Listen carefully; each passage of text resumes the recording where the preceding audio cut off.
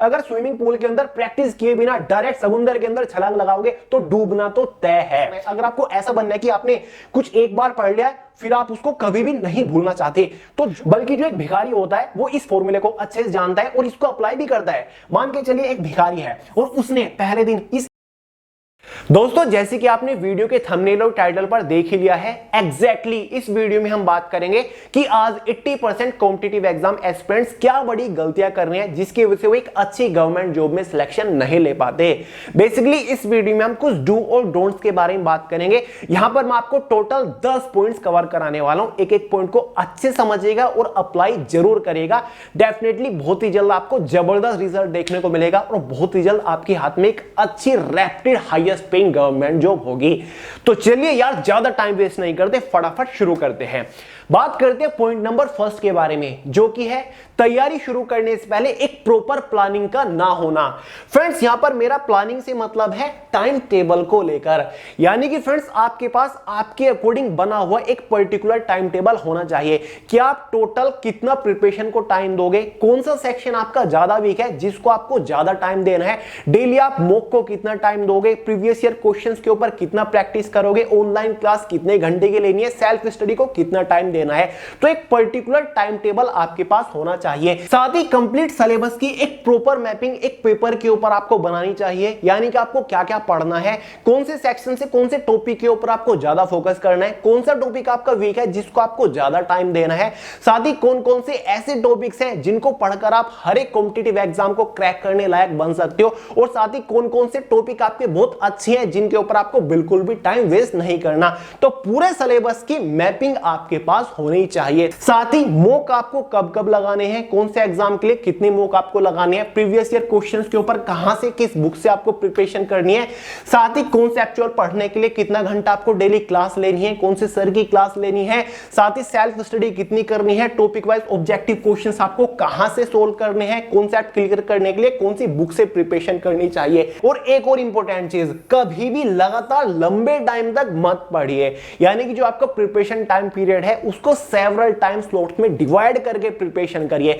मान के चलिए आपने डिसाइड किया हुआ कि डेली में 6 घंटा प्रिपरेशन करूंगा, तो 6 घंटों को 2-2 घंटे के टाइम स्लॉट्स में भी आप डिवाइड कर सकते हैं, क्योंकि जो आपने पढ़ा माइंड को प्रोसेस करने का भी तो टाइम चाहिए ताकि परमानेंट मेमोरी में वो जो आपने पढ़ा पहुंच सके। बल्कि मैं तो ये कहूंगा 1 घंटा डेडिकेशन के साथ आपने प्रिपरेशन करी, फिर 10 मिनट का बीच में गैप दीजिए, फिर 1 घंटा पढ़िए और फिर एक लंबा गैप दीजिए, फिर दूसरे सब्जेक्ट को उठाइए। ये नहीं करना कि 2 घंटा मैथमेटिक्स को पढ़ के उठे, उसके तुरंत बाद आप जनरल अवेयरनेस लेके बैठ गए। जो आपने मैथमेटिक्स का 2 घंटा पढ़ा उसको प्रोसेसिंग का टाइम दीजिए ताकि आपका माइंड उसको अच्छे से प्रोसेस कर सके, सारी चीजें परमानेंट मेमोरी में जा सके। तो प्रॉपर प्लानिंग भाई आज ही से कर लीजिए, मोस्ट इंपोर्टेंट पॉइंट है।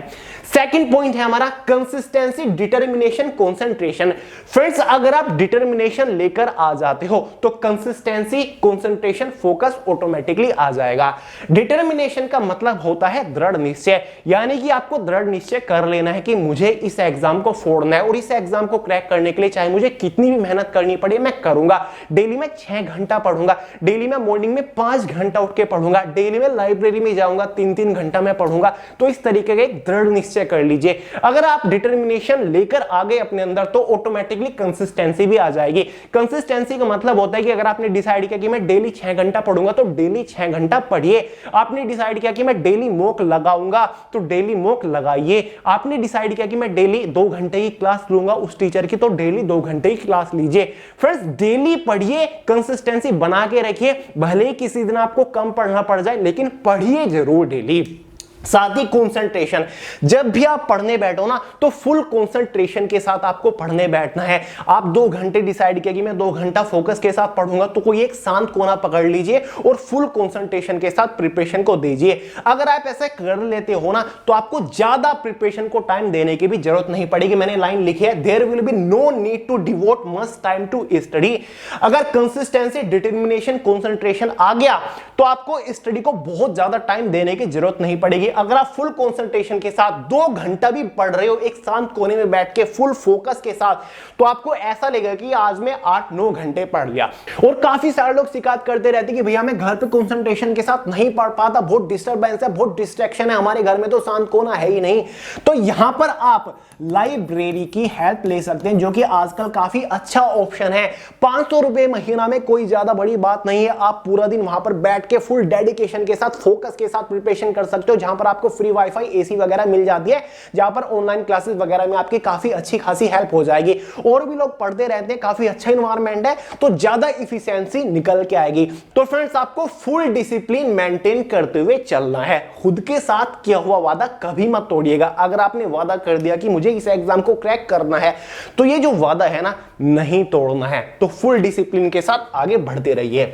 नेक्स्ट है, do not depend only on the class.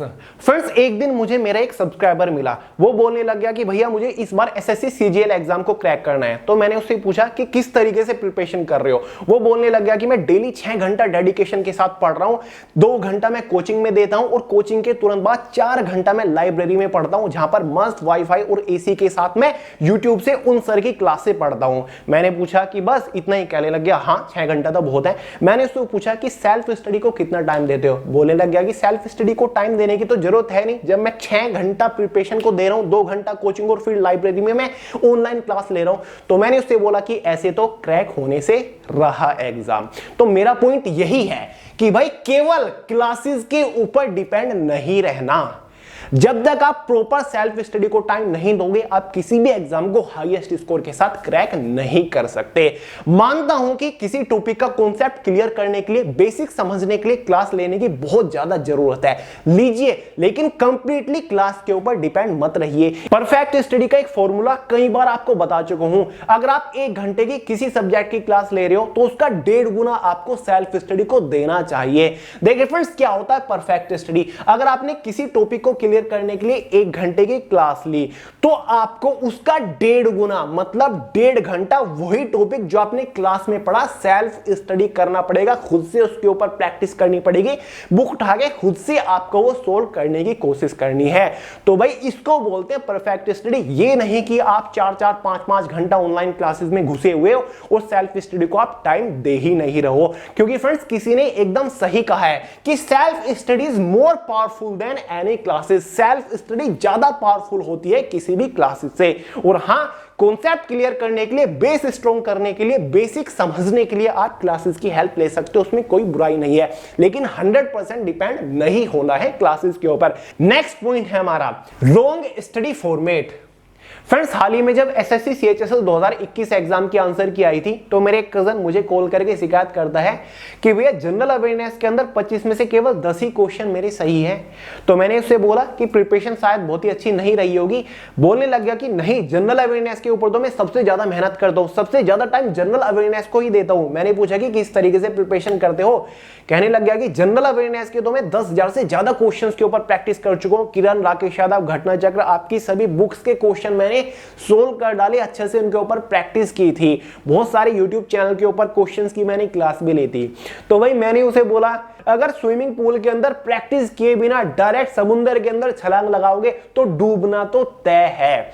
इसका मतलब है फ्रेंड्स कि रॉन्ग स्टडी फॉर्मेट से प्रिपरेशन अगर करोगे तो यार सिलेक्शन कहां से होगा, एग्जाम कहां से क्रैक होगा। केवल ऑब्जेक्टिव क्वेश्चंस के ऊपर प्रैक्टिस करने से ही एग्जाम क्रैक नहीं होते। एक प्रॉपर सही स्टडी फॉर्मेट होना चाहिए, उसके अकॉर्डिंग आपको प्रिपरेशन करनी चाहिए, तब जाके बात बनेगी। ऑब्जेक्टिव क्वेश्चन से आप प्रैक्टिस तो कर लोगे, क्वेश्चन आपने पढ़ लिया, 2 दिन, 3 दिन, 10 दिन, 15 दिन याद रह जाएगा, लेकिन जब आप एग्जाम में बैठोगे आपके कुछ भी याद नहीं रहेगा, क्योंकि आपने एक पर्टिकुलर क्वेश्चन को रट लिया, उसका आंसर आपने रट लिया है। तो सही स्टडी का फॉर्मेट क्या होता है? सबसे पहले आपको बेसिक कॉन्सेप्ट क्लियर करना है किसी एक पर्टिकुलर टॉपिक का, उसके बाद आपको हार्डकोर प्रैक्टिस करनी है। काफी सारे लोग सोचते हैं कि मैं डायरेक्ट हार्डकोर प्रैक्टिस करूंगा और भाई ऑब्जेक्टिव क्वेश्चंस के ऊपर प्रैक्टिस करने लग जाते हैं, तो प्रैक्टिस करना नहीं हुआ है, वो रटना हो गया है, क्योंकि उस पर्टिकुलर टॉपिक से रिलेटेड आपका बेसिक कॉन्सेप्ट ही क्लियर नहीं है। तो आप कहां से उम्मीद कर रहे हो कि मैं एग्जाम को क्रैक कर दूंगा? किसी टॉपिक का बेसिक कॉन्सेप्ट क्लियर करने के लिए आप उससे रिलेटेड क्लासेस वगैरह ले सकते हो, ताकि आप टॉपिक को अच्छे से समझ सके, टॉपिक आपके माइंड में अच्छे से क्लियर हो सके। या फिर आप खुद उस टॉपिक को छोटी वाली बुक से भी पढ़ सकते हो। अगर मैथ्स का कोई टॉपिक है तो आप क्वेश्चंस का सॉल्यूशन वगैरह देख के, समझ के, एग्जांपल सोल्व करके भी अच्छे से उस टॉपिक को क्लियर कर सकते हो। जरूरी है कि टॉपिक अच्छे से माइंड में क्लियर हो जाना चाहिए, फिर उस टॉपिक से रिलेटेड अगर किसी भी टाइप का क्वेश्चन बन रहा है आप फटाक से सोल्व कर लोगे, आपको ऑब्जेक्टिव क्वेश्चंस के ऊपर प्रैक्टिस करने की भी जरूरत नहीं पड़ेगी। लेकिन हाँ, एडवांस प्रैक्टिस करने के लिए, आप हार्डकोर प्रैक्टिस करने के लिए आप उस पर्टिकुलर टॉपिक से रिलेटेड ज्यादा से ज्यादा ऑब्जेक्टिव क्वेश्चंस के ऊपर प्रैक्टिस कर सकते हो। जहां पर आप उस पर्टिकुलर टॉपिक से रिलेटेड ज्यादा से ज्यादा ऑब्जेक्टिव क्वेश्चंस के ऊपर सेल्फ प्रैक्टिस कर रहे होंगे, आपको यह देखना है कि मैंने उस पर्टिकुलर टॉपिक का बेसिक कॉन्सेप्ट तो क्लियर कर लिया, अब उस टॉपिक से कितने टाइप के क्वेश्चन बनते हैं और उन क्वेश्चंस का मैं आंसर लेकर आ पाता हूं या फिर नहीं।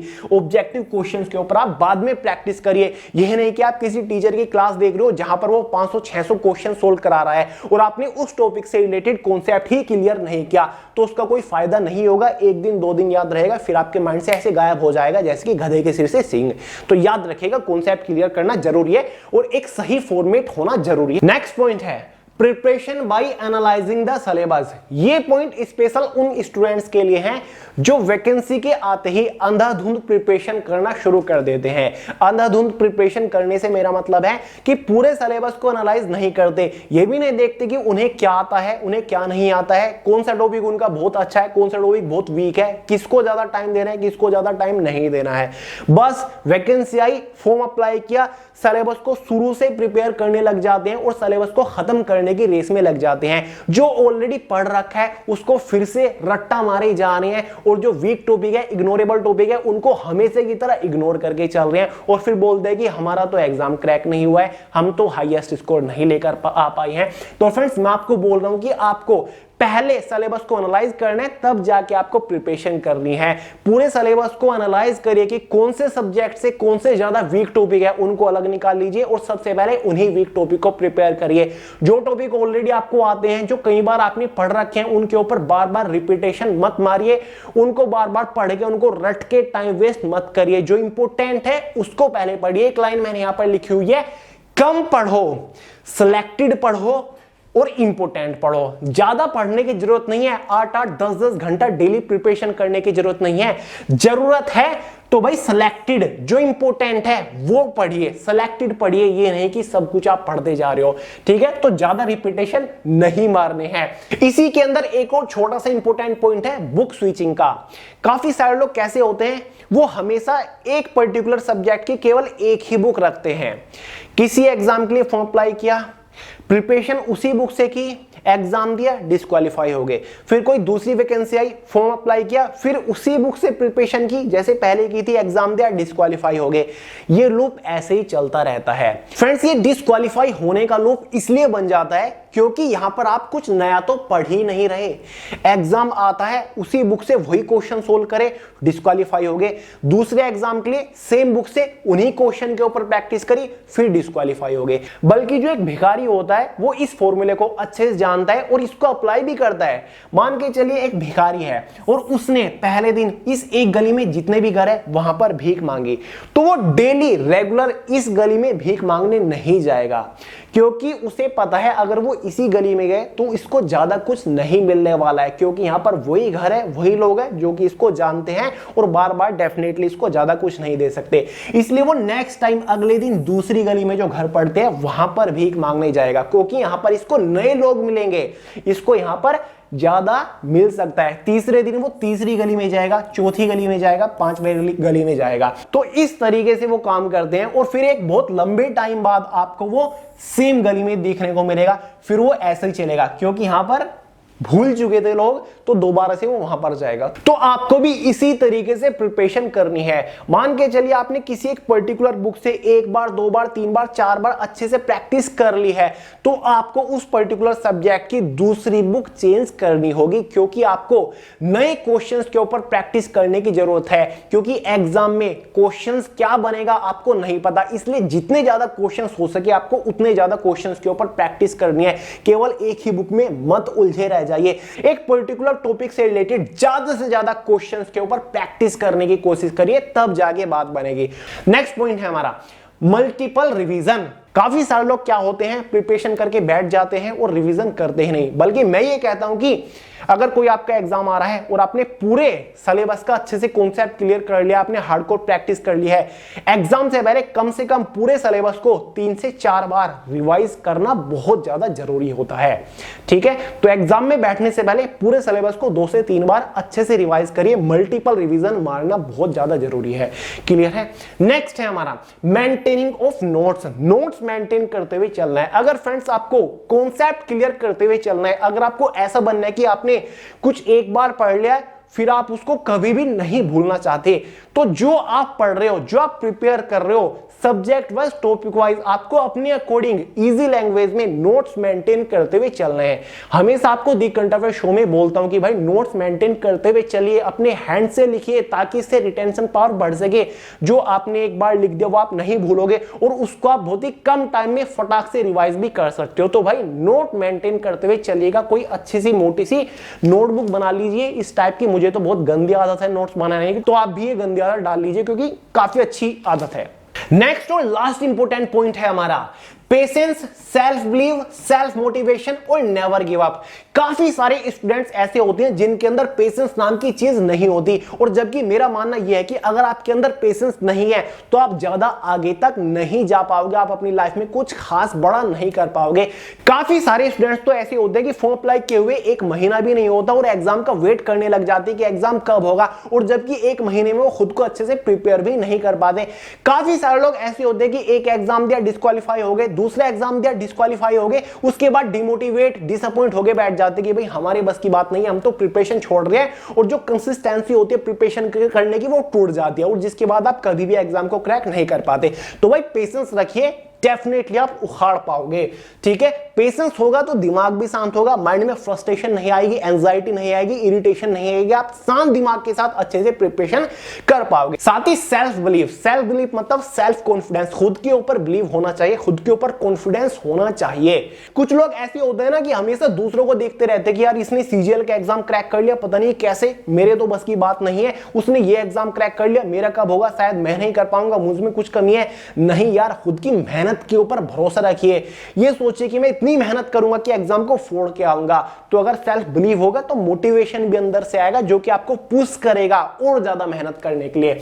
नेक्स्ट है सेल्फ मोटिवेशन। अगर पेशेंस है, सेल्फ बिलीव है, तो मोटिवेशन ऑटोमेटिकली आ जाएगा। एक तो होता है एक्सटर्नल मोटिवेशन, जो कि बोलते रहते कि हाँ आपको करना है, खड़े होइए, डेली मॉर्निंग में 5 बजे उठिए और प्रिपरेशन करिए। ये होता है एक्सटर्नल मोटिवेशन जो कि ज्यादा दिन तक काम नहीं करता। एक होता है सेल्फ मोटिवेशन, और सेल्फ मोटिवेशन तब आएगा अगर आपके माइंड में आपका गोल स्टेटमेंट क्लियर है कि भाई मुझे क्या करना है, मुझे अपनी पेरेंट्स की हेल्प करनी है, मुझे वहां तक पहुंचना है, मुझे सीजीएल क्रैक करना है, मुझे एक highest reputed, highest paying government job चाहिए। अगर गोल स्टेटमेंट क्लियर है तो भाई सेल्फ मोटिवेशन ऑटोमेटिकली अंदर से आएगा, जो कि आपको हमेशा पुश करता रहेगा, फोर्स करता रहेगा उठ खड़े होने की, ज्यादा मेहनत करने की। नेक्स्ट है नेवर गिव अप। देखिए भाई, गिव अप तो आपको बिल्कुल भी नहीं करना, चाहे आप किसी भी स्टेज में हो, प्रिपरेशन कर रहे हो, गिव अप नहीं करना। पेशेंस नहीं है कि यार अब नहीं हो रहा, मैं छोड़ देता हूं, कुछ और करूंगा, never give up, give up नहीं करना। कुछ लोग एग्जाम में गिव अप कर देते हैं, एग्जाम में क्वेश्चन सोल्व करने बैठे, पहला क्वेश्चन सोल्व नहीं हुआ, दूसरा सोल्व नहीं हुआ, तीसरा सोल्व नहीं हुआ, तो वहीं गिव अप कर देते कि भाई अब तो मेरा सिलेक्शन हो नहीं रहा, अब तो बस मैं तुक्के मारूंगा। गिव अप नहीं करना, चाहे वो लाइफ की कोई भी स्टेज हो, गिव अप नहीं करना भाई, एफर्ट मारते रहना है, फुल मोटिवेशन के साथ आगे बढ़ते रहना है, फुल पॉजिटिव माइंडसेट के साथ आगे बढ़ते रहना है, और डेफिनेटली आप मंजिल तक बहुत जल्दी पहुंच जाओगे, ये मेरा दावा है। तो फ्रेंड्स फ्रेंड्स ये थे वो 10 पॉइंट जिनके ऊपर अगर आप काम करते हो तो डेफिनेटली बहुत ही जल्द आपके पास एक highest paying reputed government job होगी, ये मेरी गारंटी है।